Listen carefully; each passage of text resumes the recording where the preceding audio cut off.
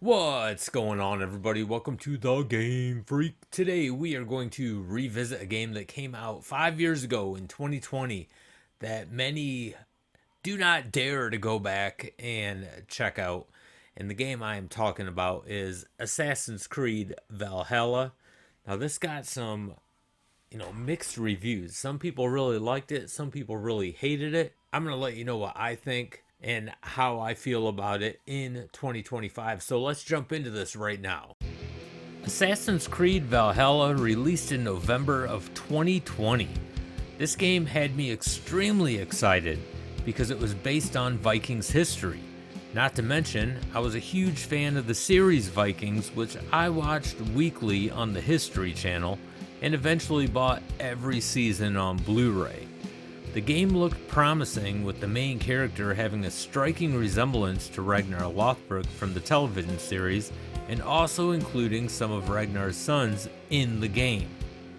Valhalla ended up getting a mixed bag of reviews for good reasons, but mostly bad. I decided to revisit Valhalla in 2025. Was this game really that bad? Did it deserve the brutality it received from many critics in the gaming world? Let's dive into Assassin's Creed Valhalla. So I'll just get this out of the way right off the bat. When this game released and I completed it, I actually enjoyed it.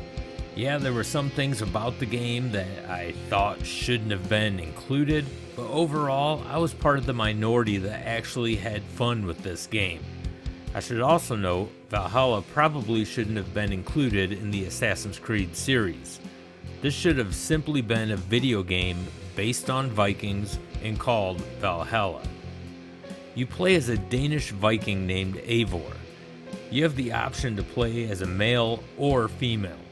It's your choice what Eivor will become, because you start off controlling him or her as a child, and honestly, the child version looks and sounds like either gender is on the table. And no, that's not any type of sexist bash. It was a deliberate move on the developer's part so the gender choice would merge better when the story fast forwards. As a child, you see your father get beheaded and your mother killed after your village was raided by a rival gang. You manage to escape with your brother Sigurd. As years pass, the Earl of your village bends knee to a king and gives up their land in exchange for peace.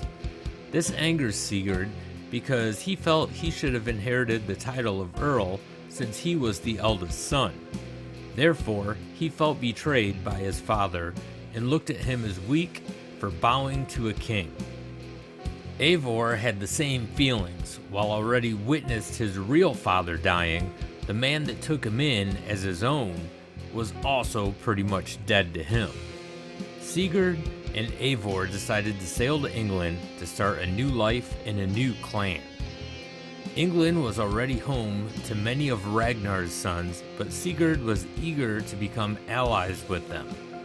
When you finally reach England, the game's true story finally begins.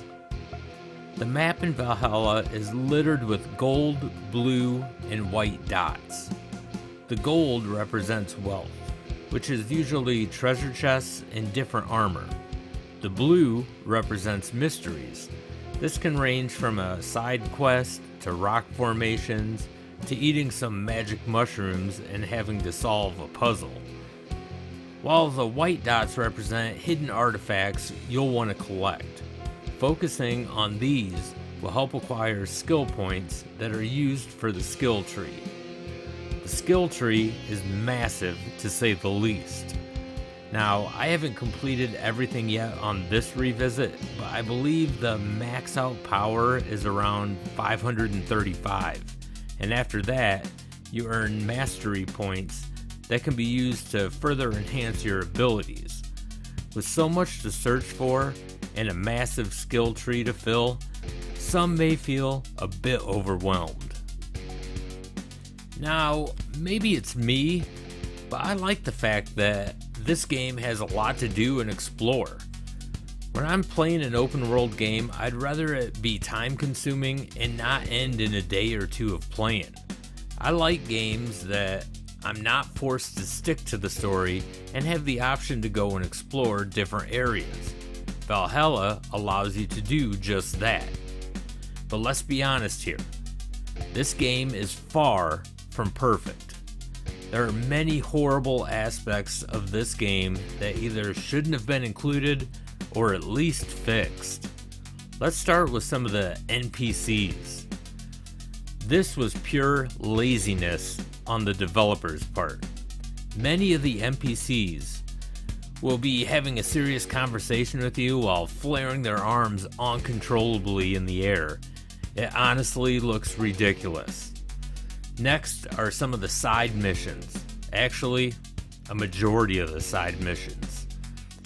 From playing hide and seek with a bunch of kids, escorting a pregnant woman up a hill to give birth, to having a target hitting contest with a fucking baseball player. Seriously. There are so many side missions with absolute asinine objectives to them that this game could have done without. The list is too long to actually go through. I'm fine with side quests, but at least make them relatable to the game you are playing. Most of these side quests make you forget that you are playing as a Viking. I'm positive that these quests are what pushed a lot of people away from this game. But aside from the side quests, I actually enjoyed the story. It was far from award-winning, but it keeps you engaged. Meeting and fighting aside new allies can get a bit repetitive, but it has an end goal. Meeting Ragnar's sons was also a cool feature. It was neat to see the developer's take on them compared to the TV series. The fighting mechanics are smooth, though I wish there was more finishing animations. But all in all, the control scheme passed my personal test. I don't think this game is great, but it could have been. A great game wouldn't have me saying, as long as you can look past most of the hideous side quests, I think you'll enjoy Valhalla. You should never have to say that about any game that was intended to be great. To be blunt, Ubisoft fucked up by putting these quests in the game. They should have been scrapped out immediately. Strange enough, I may be one of the few that found more good than bad in this game. There are plenty of camps, monasteries, and castles to raid. In a sick and dark way, that brought joy to me. Those were the parts of the game that it actually felt like you were playing as a Viking. Taking your findings back to camp so you can upgrade the different shops that benefit you and the clan, having the blacksmith forge you new weapons and strengthen your armor. Yeah, there's so much to do in this game and it may seem overwhelming, but I like big games. I like when games feel like they're never gonna end. It sometimes saddens me when a game I'm enjoying is coming to a close. Maybe it's because I use video games to escape reality, and sometimes I'm just not ready to return. So to hear some others, like other content creators, say that this game is too bloated, I'd have to highly disagree. I feel that when I pay $60 for a game, it should have a lot for me to do. And Valhalla has plenty to do. They do have some DLC packs, which I didn't purchase because I felt this already had plenty to do for what I paid. This game is far from perfect, and some parts of the game are just plain dumb, but it still can be enjoyable to play through. I was slightly surprised that I'm still having this much fun playing it again in 2025. Love it or hate it, Assassin's Creed Valhalla isn't as bad as many made it out to be. But to be fair, it's also not as great as some made it out to be. It's a decent game that had the potential to be great, but was polluted by shitty side quests. In 2025, I'd rate Valhalla a 6.5 out of 10. Let me know what you guys think in the comments section, and if you are new to this channel, don't forget to hit that like and subscribe button. It really helps out this channel a lot, and I greatly appreciate it. And also, if you are a content creator, Don't forget to type in that word content in the comment section. We have something on this channel that I like to call the Game Freak Army. And what we do is if we see that word content, we will go to your channel and subscribe to you. Doesn't matter if you're a gaming channel or not, any kind of channel.